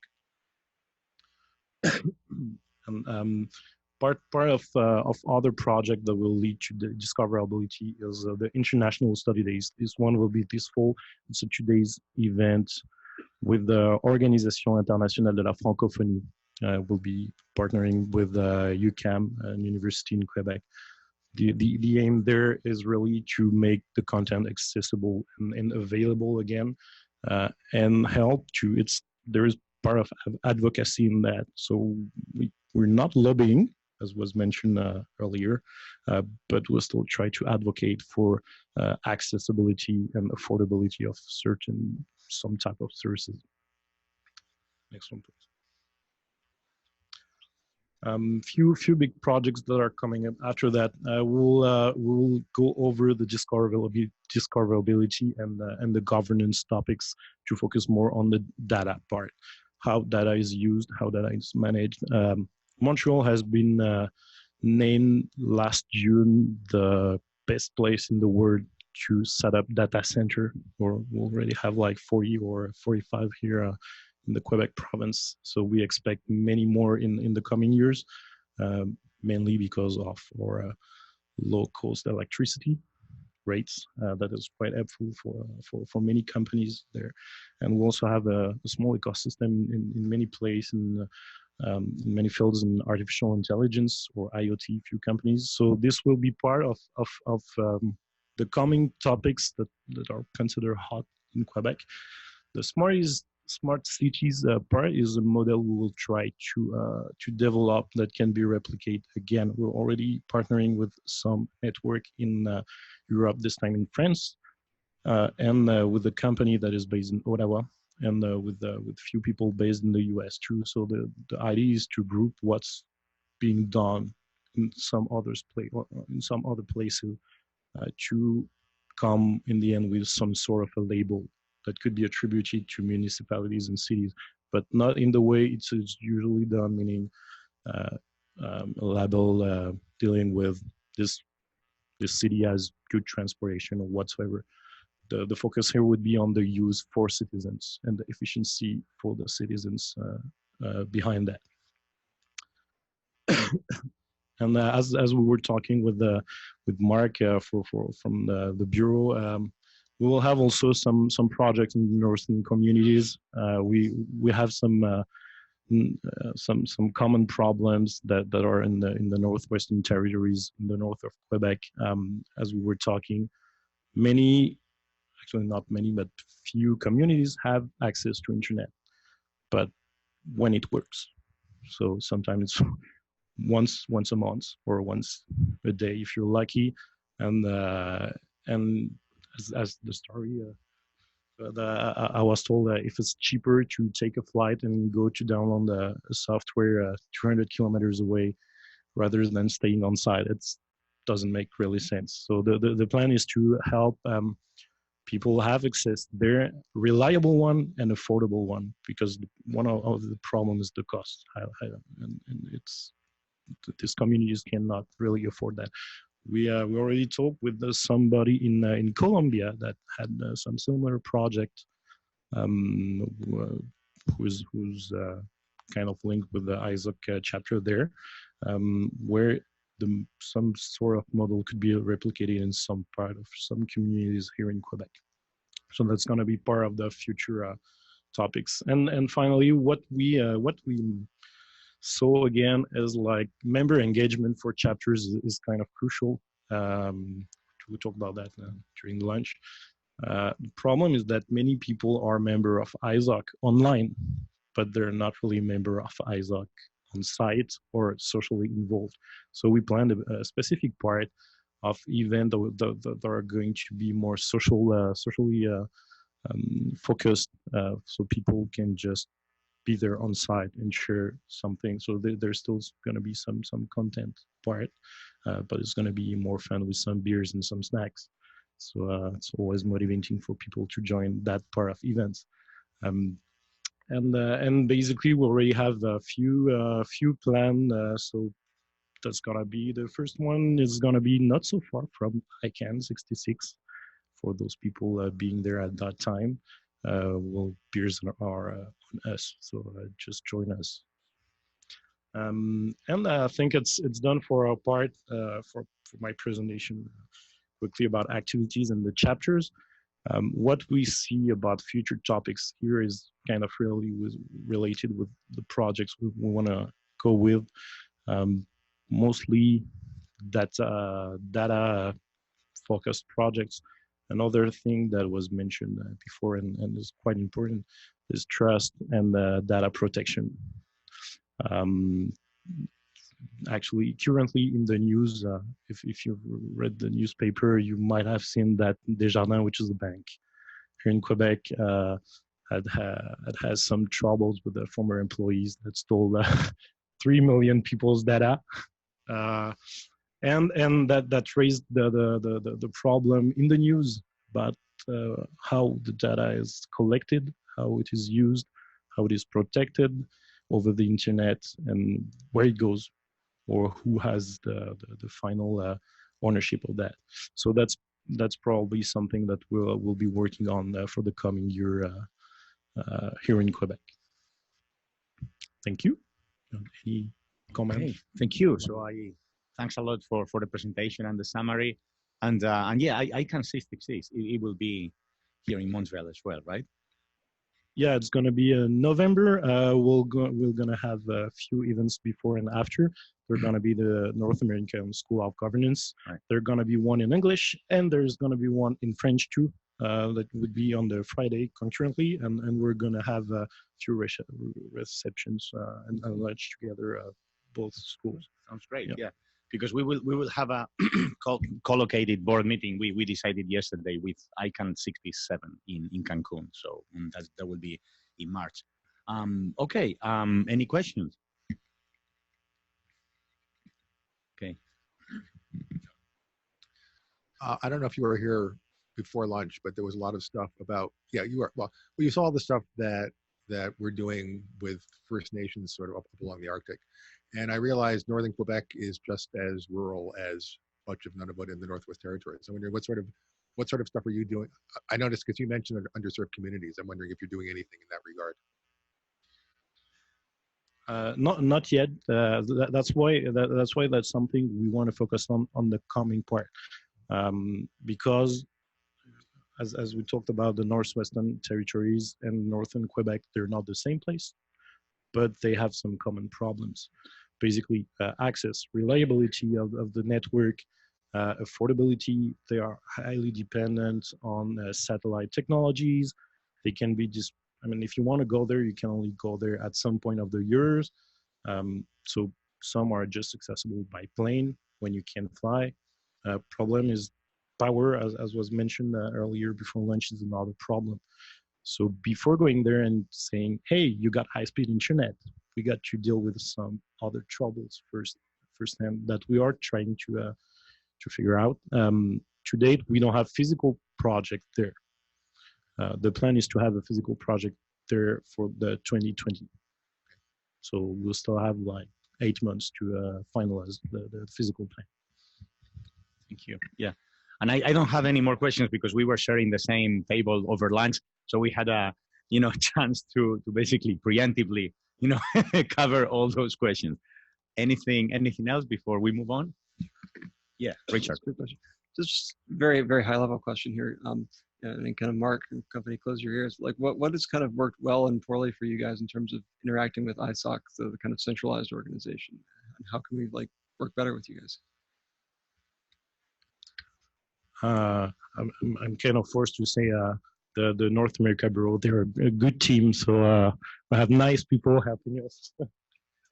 The good part is that, frankly, the North America Bureau is quite helping, quite helpful when we have some projects. We're also directly speaking with some people that from the Beyond the Net program. For instance, they're not necessarily based in the US, but we regularly have contacts with them on what's working, what's not working, what should be done or not. As I mentioned, I think that problem that many chapters are facing is the members engagement part. And we've seen that actually lately with the new opt-in, opt-out stuff, where many chapters lost online membership, but some chapters still had a good base. Some chapters actually lost many members, and that was a problem for them. So it's just the hard part is now to mobilize people again, or just going there and say, okay, we did something wrong because you didn't stay. So what would you like us to do? And that's part why we were launching the social events, because people just mentioned, okay, we're online, we're all over the internet, we all know that, but we still would like to meet physically and do some stuff all together. So that would be the most complicated part, as in having people engaged. Okay, thank you. So yeah, you mentioned the chapter's president couldn't come, but anyway, I mean, nevertheless, we would like to give you and the chapter president a small token of appreciation for having come here. So.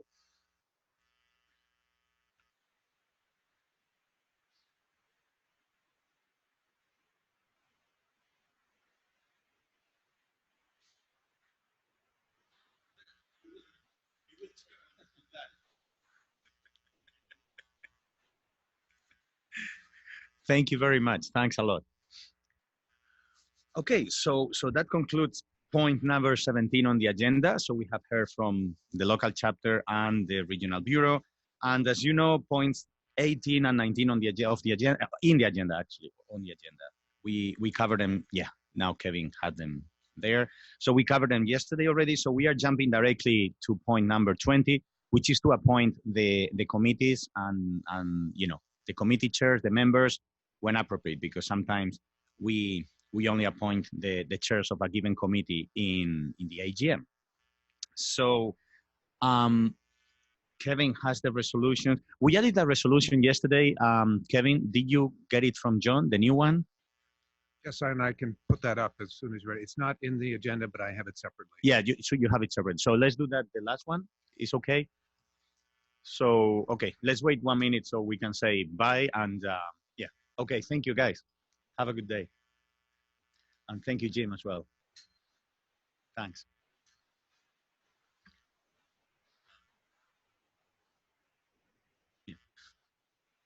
Okay, good. So let's we distributed already the proposal, but anyway, I mean, just double check that when we pass the resolutions, your names are on the right committees and everything. So double checking one more time is always good. But I sent several emails about that. So let's start with the first resolution. The first resolution is yeah, Kevin is gonna show it there. Sorry. Yeah. PR Appoint liaison or this Okay, okay, there. I mean, I'm just checking that my paper agenda is the same as the one you are putting there. Yeah, there. Okay. So the first thing we're gonna do is to appoint the executive committee, and as you know, the executive committee nowadays is just there just in case something happens. So it's kind of a formality, but it's always formed by the president, who is Andrew, the treasurer, who is Richard, the secretary, who is John, and the chairman of the board, who is me. So, and the chairman of the board serves as well as the chair of the executive committee ex officio. So, any questions on that? Okay, I need someone to move. Yes. Okay, so Olga moves. Hiroshi second. And we're gonna we're gonna do all this by show of hands. And I will always ask, yes, no, abstentions, right? Or yes, abstention, no, to keep you on your toes. Yeah, no, well, yeah, maybe I could do that. Okay, so John is advising against that. Okay, so yes votes, please raise your hand. No votes, abstentions. So the resolution passes unanimously. Moving on to the audit committee. And the proposal for the audit committee is to have Sean as the chair and to have the members Mike and Walid. Is that correct? Okay, seeing no comments. Anyone moving?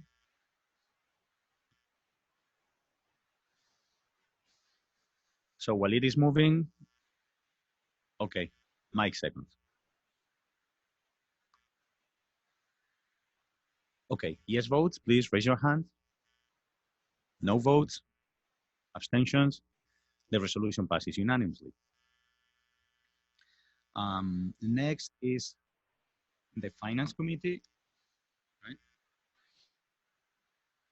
So the finance committee, the chair is always the treasurer, so it's Richard ex officio. And then the members would be Gonzalo, Hans-Peter, Olga, and Pepper. Any comments on that? Gonzalo, Olga, Hans-Peter, and Pepper. Yes. Okay, so who moves? Hiroshi moves. Sean seconds. Yes votes, raise your hand. No votes, abstentions. The resolution passes unanimously as well.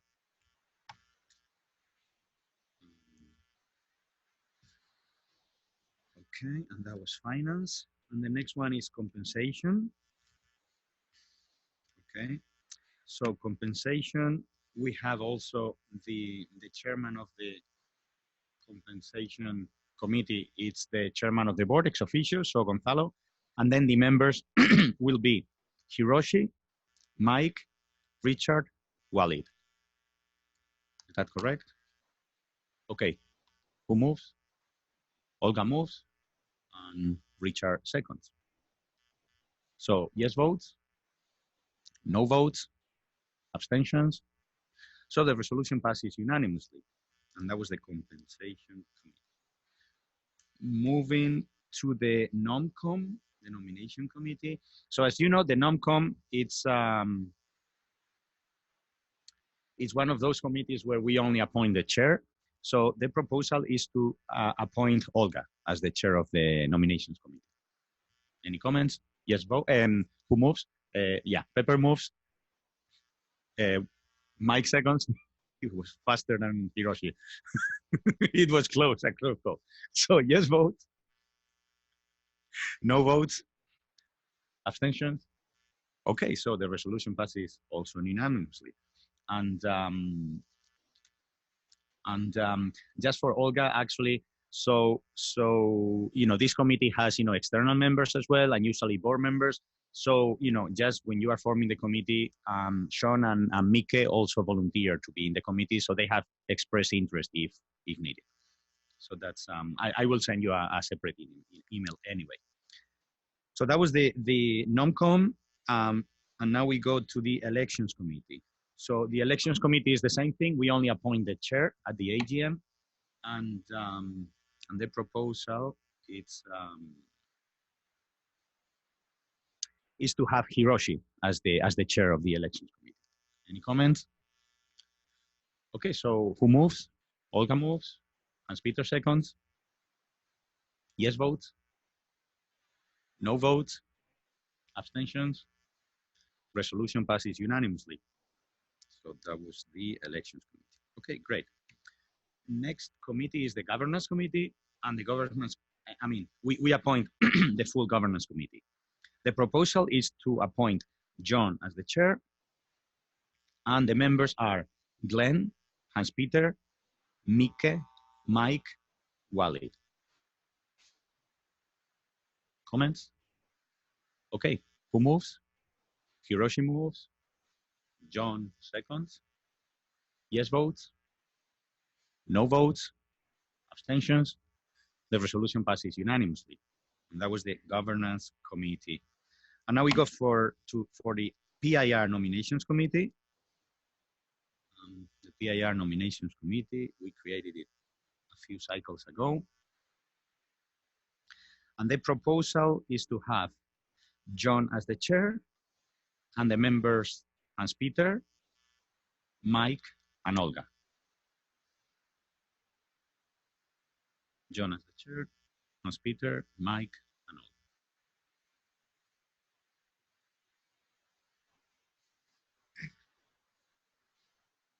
Yeah, we appoint the whole committee. Yeah, yesterday or this morning I was confused, but Hans-Peter was correcting me, and yeah.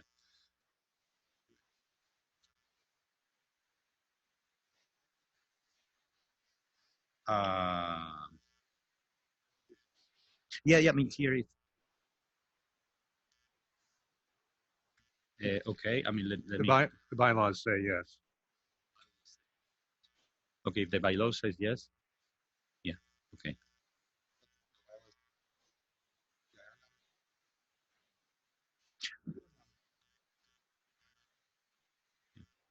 That's right. I'm sorry. The PIR NOMCOM is not technically covered by the bylaws. Yeah, exactly. Give me 1 second. I'm gonna.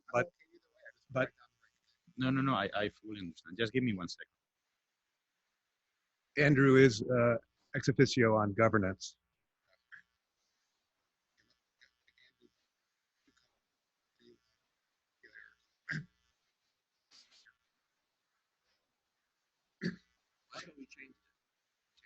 No, so I'm reading the charter, and we decided not to include the, so the charter was changed 2 years ago, not to include it.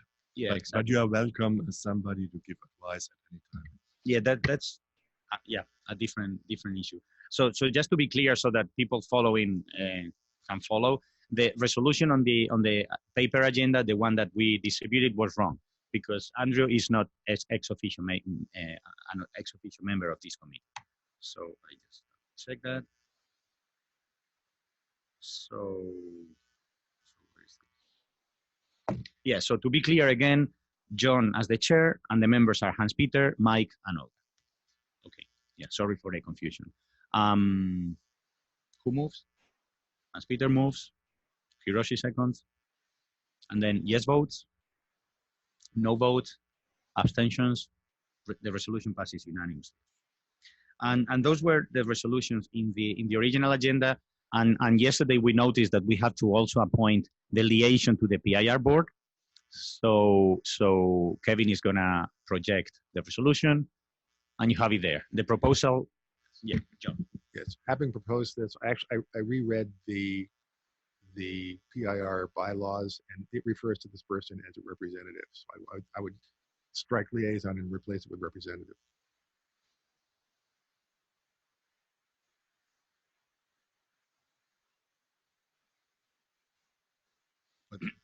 But then you can delegate, right, Andrew, to other people to.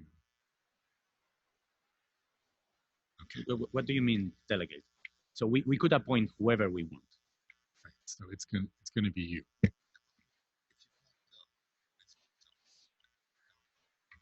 Yeah, so I mean, I've been doing this, and I'm happy to do it. The case that came up this year was that there was some pushback about having Sandy involved in all of these things, and I said, well, Sandy's going to join your finance committee, right? So that was the, I mean, that was the way we did it. Yeah, and I mean, everybody's happy with this. There's no problem. But I mean, you could have appointed her instead. That would have been the alternative answer. Yeah, so I guess, I mean, the full answer is like, Andrew shouldn't just go there and delegate him to someone else, but we could basically appoint whoever if we want and change this during the cycle. That's my point. I couldn't do that. You had to do it. That was all I meant. Exactly. Yeah. I think that's clear. Yeah. Okay, good. Any further questions? Because we noticed that we hadn't included this resolution yesterday, and I think it has to be done by resolution. Okay, seeing none, I don't see any questions. So yeah, so John moves, Pepper seconds. Yes votes, no votes, abstentions. The resolution passes also unanimously. Okay, great. So these were all the appointments we had to make. So that was good. Sorry.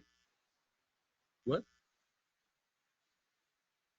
Oh, no. Just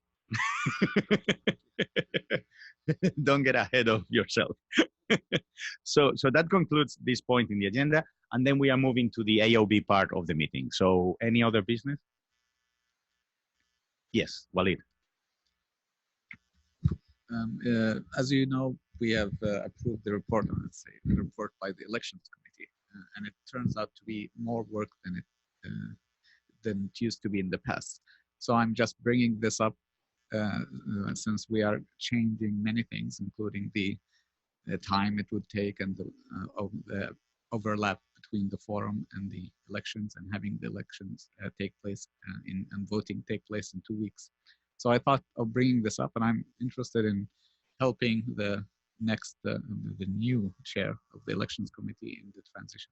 So that's something that I thought I would bring up. Yes, and the same way I told Olga as the new chair of the or the chair of the new NOMCOM that there were people interested. I tell Hiroshi actually that both Walid and Hans Peter expressed interest in being in the elections committee. So that's great. And Walid's point is good because I mean, yeah, these changes is good for continuity to have him join the committee as well. So I highly suggest that we actually do that.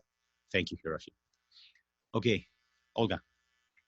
Thank you, Gonzalo. About the non-com members and not being part of the board of trustees, I just found the emails that I exchanged in 2017 with Avery being the chair of the chapter advisory committee, where she, I can share that with you, where she says that that's not on their mandate, and that other member of the CHAC at that time says that we should proceed as it's established in the website, that we pick other members. Do you have any suggestion how to do that more transparently? Or so what we have been doing is that we suggest members all from the community, not necessarily from chapters or organizations that are related with Internet Society community, and just reform it. And we have worked the 2 or 3 times I was part of the non-com, even chairing, it was okay. It went very well, but I would welcome suggestions. Yeah, so I think what we were discussing with Eduardo yesterday is that I mean, we don't want members of the community to feel that they cannot volunteer. So in that sense, something similar to an open call for volunteers, which is like, hey, who wants to do that? And then just we would pick among those. So that would be a proposal. Hans Peter and Glenn. Yes to this proposition, and as an addition, I would send an explicit invitation to both ACs to nominate somebody into the list of possible candidates, just to keep them in the loop. Absolutely, yeah. And also a pointer like to some piece of text that explains very clearly the rules, because I mean the rules are available, but you know Eduardo said that it was not super clear to him where to find them. So I think it's just a matter of improving I mean communicating things in a different way so that everybody's on the same page. And I have Glenn and then Olga. Oh, okay. If this a direct follow up, then So Olga. follow up from Hans Peter. I agree with you. This is why we reached out to the chapter advisory committee at that time. So they said no. Should we do that again? That's my question. Or we could use the list that I'm not sure if they're really working so well. I myself don't receive all the emails that I used to receive from before, from the connect to the new system. We could use those lists to make an open call. So if we make the open call, sending heads up to people is completely okay. So once we have the open call, you can send a heads up to Eduardo or whoever saying, hey guys, this is the process, do that. And then it's really up to each member of the community to say if they nominate someone. And I assume that was Hans Peter's point, that you can self-nominate you or do third-party nominations. So I think that covers pretty much everything. It does, but the committee gets to decide who gets on. It's not like if the CAC says, here's a person, like we have to take them, right? No. I mean, basically the board gets all the volunteers and we will put together a council. The same way as the trustees volunteer, and then, you know, we decide who goes there. So it's exactly the same thing. Yes. Glenn, please. Because these statements were basically about non-com this year, to react to it.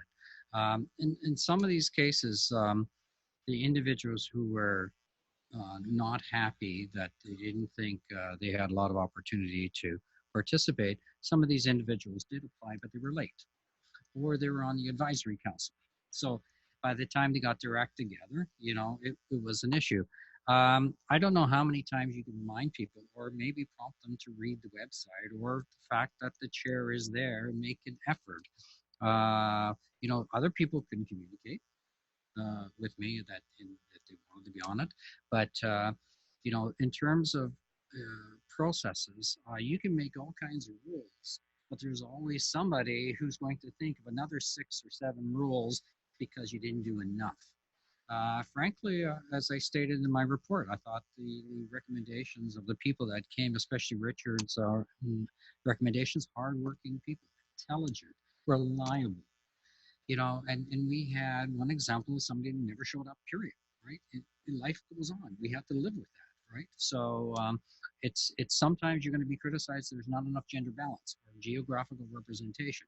Whatever you do, you're screwed, right? So frankly, think it doesn't hurt. And in the modified work plan, I incorporated these ideas months ago that, you know, okay, so let's make an extra effort, Olga, extra effort, and all of us in the committee make extra effort to get those people there so that, you know, but, you know, I think it really strikes me as a bit of, how can I put this, you know, spilt milk sort of situation. Yeah. Like it's, No, I agree that sometimes we get this type of questions of like not finding something, and then you Google or you search for like 30 milliseconds and you find it. So you wonder, you know, if people don't, and Sean has his favorite web page for that. But anyway, I agree. I mean, I don't take this as a blame game or as a criticism or anything. It's just something to consider and to be as explicit as possible so that there's an easy way when people ask to say, yes, sure, these are the rules, this was the open call,